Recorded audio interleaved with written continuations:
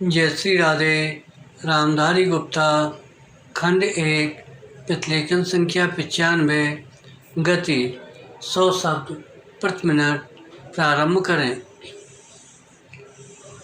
अध्यक्ष महोदय, मैं कृषि मंत्रालय की मांगों का समर्थन करती हूँ। इसके साथ ही मैं यह भी कहना चाहती हूँ कि सदन के सदस्यों को बोलने में बहुत कठिनाई होती है। कई माननीय सदस्य 4 बार बोल चुके हैं। अब अगर किसी महिला को मौका मिला है तो उनको तो सहानुभूति होनी चाहिए। पैरा, मैं कहना चाहती हूँ कि मैं किसान की लड़की हूँ और खेती करने वाले घर में महिलाएं बहुत काम करती हैं, इसलिए उनको खेती का अच्छा अनुभव होता है। हमारे देश में कम से कम वही होना चाहिए। कम खेती करने वाले घरों में महिलाएं ज़्यादा काम करती हैं, उनको हर सुविधा होनी चाहिए। हमारे मध्य प्रदेश में इस वर्ष पानी बहुत कम वर्षा है। वर्षा बहुत कम हुई है। वर्षा कम होने की वजह से फसल बहुत कम हुई है। इसलिए मेरी प्रार्थना है कि किसानों का इस वर्ष का लगान माफ़ कर दिया जाना चाहिए। उनसे इस वर्ष लगान बिल्कुल नहीं लिया जाना चाहिए। वहाँ पर किसान ने अगर 5 मन बीज डाला था तो मुश्किल से 10 मन गेहूँ ही हुआ होगा।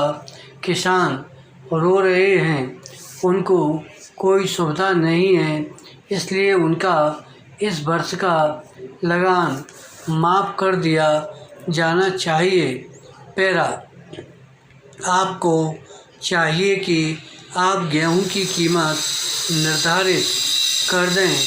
किसान की खलिहान में जब गल्ला आता है और उसको जब वह बाज़ार में ले जाता है तो वहाँ पर व्यापारी लोग उसको कम कीमत में खरीद लेते हैं और ख़रीद कर अपने घर भर लेते हैं।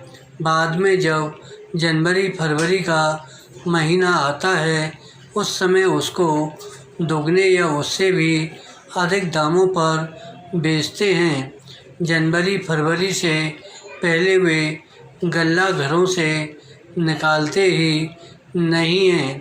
किसानों को व्यापारी लोग कम दाम देकर चूसते हैं। किसानों के घर में कुछ नहीं बचता है। इसलिए हमारे कृषि मंत्री जी को सोचना चाहिए कि फसल आने के पहले वह दाम निर्धारित कर दें।